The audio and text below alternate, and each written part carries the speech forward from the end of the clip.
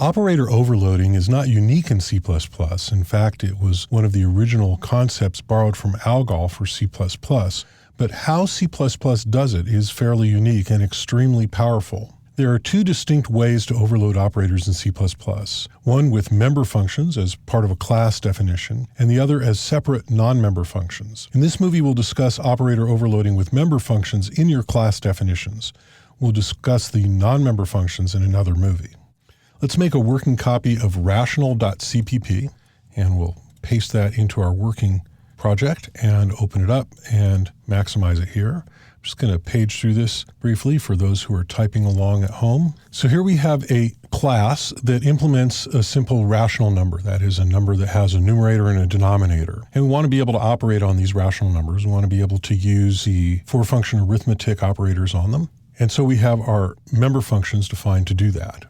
So first we have a couple of constructors. We have one that constructs with the numerator and denominator, and that one is entirely implemented here in the class definition. So this separates out the initializer list, and then we have the initializer list right here that initializes n as the numerator and d as the denominator, and we have an empty function body. So this fits really nicely here. Sometimes I'll break my own rule and I'll have some implementation in the class definition if it's that simple and it fits that concisely. And again, with the copy constructor, we did the same thing.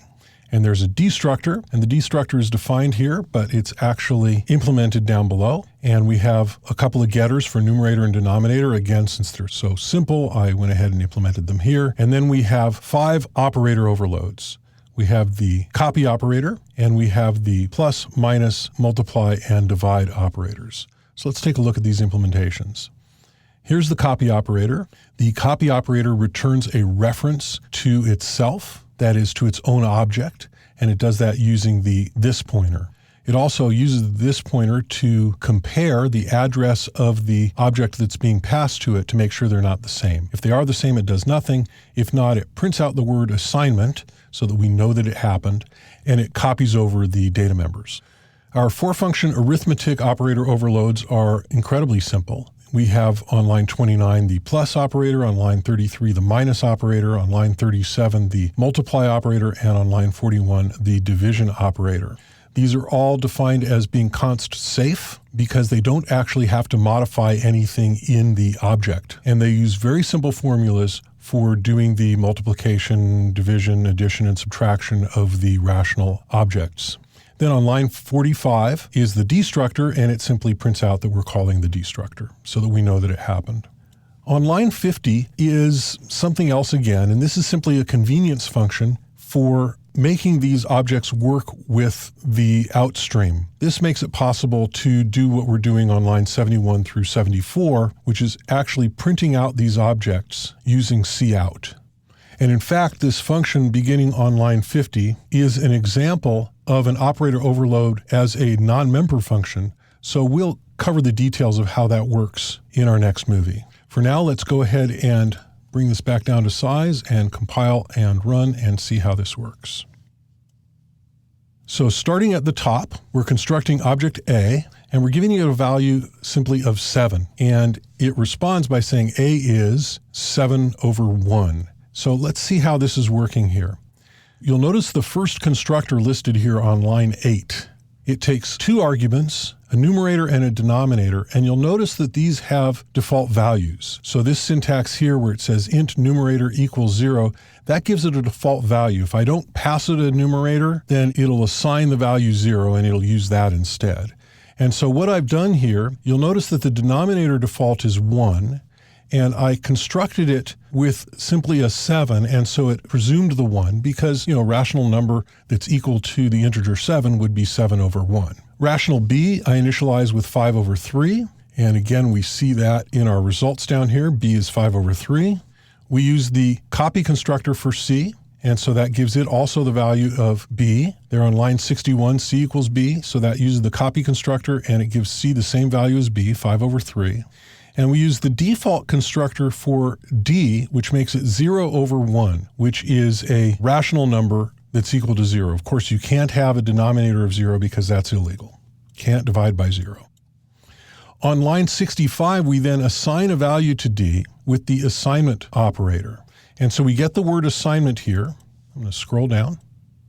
And that's happening there because of line 65. And if we come up and look at our definition of the assignment operator there on line 20, we see that it prints out the word assignment when it does that assignment. In line 67, we assign a reference. And so E becomes a reference to D. This doesn't call any of the constructors because we're not constructing a new object.